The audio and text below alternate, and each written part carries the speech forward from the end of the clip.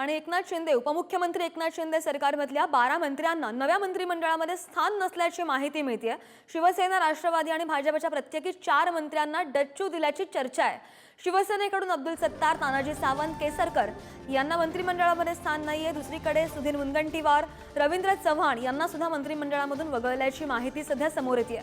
राष्ट्रवादीच्या छगन भुजबळ आणि वळसे पाटील यांचंही नाव नसल्याची माहिती आहे।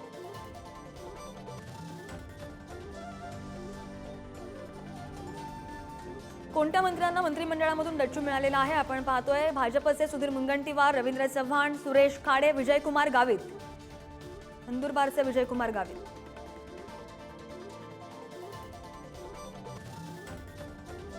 शिवसेनेकडून अब्दुल सत्तार, तानाजी सावंत, दीपक केसरकर आणि संजय राठोड।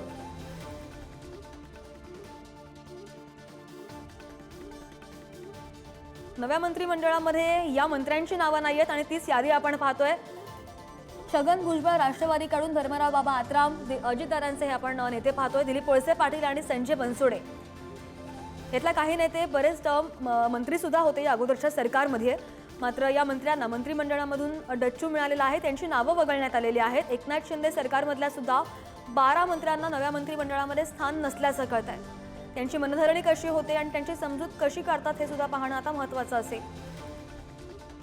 अधिकची माहिती घेऊयात आमचे प्रतिनिधी पंकज दळवी आपल्यासोबत आहेत। पंकज, जवळजवळ 12 मंत्री आहेत जे अगोदरच्या टर्ममध्ये सुद्धा, पहिल्या सरकारमध्ये सुद्धा मंत्री राहिलेले आहेत, त्यांची नावं नेमकी वगळण्यात आलेली आहेत। काय कारण आहेत यामागची? प्रत्येक पक्षातनं आपण जर का बघितलं तर 4 माजी मंत्री किंवा 4 नेते त्यांना वगळण्यात आलेले आहे। एकनाथ शिंदे यांच्या शिवसेनेकडून संजय राठोड असतील, दीपक केसरकर असतील, तानाजी सावंत असतील, यांना पुन्हा मंत्रिपद जे आहे ते दिलेलं नाही आहे। सुधीर मुनगंटीवारांसारखे ज्येष्ठ नेते आहेत, रवींद्र चव्हाण आहेत, सुरेश खाडे आहेत, यांना मंत्रिपद जे आहे ते देण्यात आलेलं येणार नाही असं समजतंय।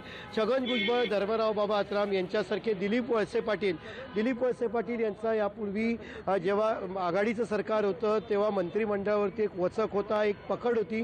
विधानसभेचे माजी अध्यक्ष दिलीप वळसे पाटील होते। छगन भुजबळ मोठ्या ज्याची पकड असलेल्या मंत्र्यांपैकी एक नाव, या सगळ्यांची नाव वगळण्यात आली आहे। मात्र आपण जर का सगळ्यांविषयी बघितलं तर प्रत्येकाच्या मागे कुठली ना कुठली तरी कॉन्ट्रोवर्सी जी आहे ती मागे दिसलेली आहे। त्यांच्या संजय राठोड असतील, दीपक केसरकर आमदारांची कामं करत नाहीत अशी त्यांच्याविषयीची तक्रार होती।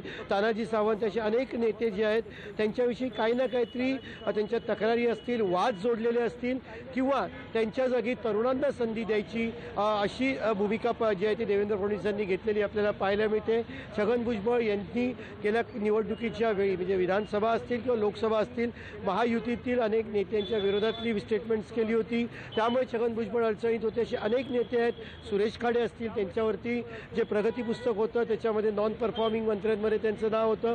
सुधीर मुनगंटीवारांसारखी ज्येष्ठ व्यक्ती आहे, त्यामुळे ह्या 12 मंत्र्यांना मंत्रिमंडळाची जी जबाबदारी आहे किंवा मंत्रिपदाची जबाबदारी त्यांच्यावरती मिळणार नाही हे जवळपास निश्चित झालेले। अनेक वर्ष हे मंत्री राहिलेले आहेत। मात्र आता असं असताना या मंत्रिमंडळात देवेंद्र फडणवीस यांच्या नव्या मंत्रिमंडळात यांचा समावेश होऊ शकलेला नाही आहे आणि त्यामुळे हे नाराज आहेत का हे महत्त्वाचं असणार आहे। कारण शेवटी सत्तेत राहावं लागतं आणि ती राहण्याची अपेक्षा प्रत्येकाला असते।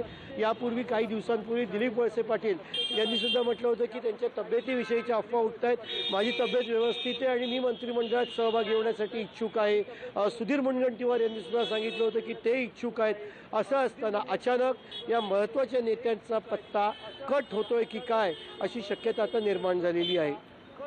निश्चित नाही, बरोबर। आणि पंकज, आपण जर पाहिलं तर अनेक मंत्री या मंत्रिमंडळामध्ये आहेत, ते या अगोदर होते आणि आता शपथ घेत नाहीयेत, त्यांच्याकडून काही प्रतिक्रिया आलेल्या आहेत का? कारण की कालपासून जर मंत्र्यांना फोन येतात आणि 12 मंत्र्यांची नावं वगळण्यात आल्याचं कळत आहे। या नेत्यांकडनं प्रतिक्रिया आलेल्या नाही आहेत। नागपूर अधिवेशनाला हे सगळे माफ करा, हे सगळे आमदार जे आहेत ते येतील। छगन भुजबळ असतील, सुधीर मुनगंटीवार असतील, दिलीप वळसे पाटील असतील, धर्मराव बाबा आत्राम असतील, सुरेश खाडे असतील, दीपक केसरकर असतील, संजय राठोड, तानाजी सावंत, या सगळ्या नेत्या जे आहेत ते आता येतील, त्यांच्या प्रतिक्रिया येतील। मात्र सध्या ते या विषयावरती बोलणार नाहीत अशी माहिती जी आहे ती मिळते। अजूनपर्यंत कोणी या विषयावरती बोललेलं नाही आहे, कारण आत्ताच या गोष्टी हळूहळू स्पष्ट व्हायला सुरुवात झालेली आहे की या नेत्यांची मंत्रिमंडळामध्ये वर्णी लागणार नाही। काही नवीन चेहऱ्यांना सुद्धा संधी दिल्याची आपण पाहायला बघतोय. त्याच्यामध्ये योगेश कदम यांच्यासारखा चेहरा असेल, त्याच्यानंतर आदिती तटकरे या गेल्या सरकारमध्ये मंत्री होत्या, मात्र एक तरुण चेहरा जो आहे तो आहे. आशिष शेलार आहेत, काही काळासाठी माजी शिक्षण मंत्री ते आहेत.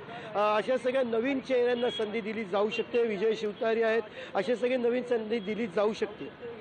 निश्चित पंकज, अपडेट घेत राहू. धन्यवाद दिलेल्या सगळ्या सविस्तर माहितीसाठी.